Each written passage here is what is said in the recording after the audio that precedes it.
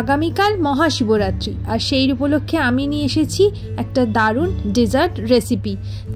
আজকে শেয়ার করব আপেল রাবড়ি বা অ্যাপেল রাবড়ি যাই বলুন তার রেসিপি। প্রথমে এর জন্য আমি নিয়েছি দুটো বেশ বড় সাইজের লাল দেখে দুটো আপেল। এবারে আপেলটাকে আমি একটা পিলারের সাহায্যে ভালো করে এর খোসাটা ছাড়িয়ে নেব। এবারে গ্রেটারের যে সবথেকে বড় যে এই যে ছিদ্রটা আছে এটা দিয়ে আমি এটা গ্রেট করে নেব অ্যাপেলটা। দেখুন আমার অ্যাপেলটা কিন্তু গ্রেট করা হয়ে গেছে। এবারে একটা প্যানে আমি 1 টিস্পুন ঘি নিয়ে নিচ্ছি। নিয়ে কিন্তু আপেলটা গ্রেট করার সঙ্গে সঙ্গেই কিন্তু এটা আমাদেরকে রান্না করে নিতে হবে।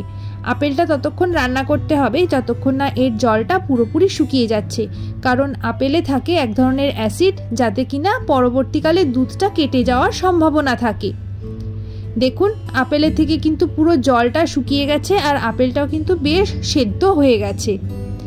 এবারে এই আপেলটাকে আমরা এই গরম অবস্থায় তো রান্না করব না, এটাকে আমরা তুলে রাখবো, তুলে ঠান্ডা হতে দেব। অন্যদিকে আমি 1/2 লিটার ফুল ক্রিম মিল্ক নিয়ে আমি খুব ভালো করে ফুটিয়ে নেব। এর মধ্যে আমি দিয়ে দেব 3 টেবিল চামচ গুঁড়ো দুধ। এর পরিবর্তে আপনারা মিল্ক মেডও ব্যবহার করতে পারেন। এছাড়া আমি দিয়ে দিচ্ছি 1/4 কাপ চিনি। যারা চিনি খান না বা ডায়াবেটিক পেশেন্টদের জন্য কিন্তু চিনিটা একদমই অপশনাল, এটা কিন্তু চিনিটা বাদ দিয়েও কিন্তু এটা দারুণ খেতে হবে। এরপরে আমি এর মধ্যে একটু দিয়ে দিচ্ছি জাফরান আর একটু এলাচ গুঁড়ো দিয়ে ভালো করে ফুটিয়ে আমি গ্যাস বন্ধ করে দুধটাও ঠান্ডা হতে দেব।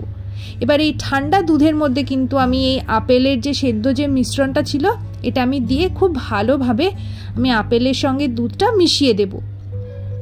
এবারে ওপর থেকে একটু বাদাম কুচি, আমন্ড আর কাজু বাদাম কুচি এর মধ্যে ছড়িয়ে দেব। দেখুন আমাদের অ্যাপেল রাবড়ি কিন্তু একদম তৈরি হয়ে গেছে। এবারে এটা ঠান্ডা করে তারপরে সার্ভিং বলে সার্ভ করতে হবে। আমার এই রেসিপিটা কেমন লাগলো আমাকে জানাতে কিন্তু ভুলবেন না। ভালো লাগলে লাইক অ্যান্ড সাবস্ক্রাইব।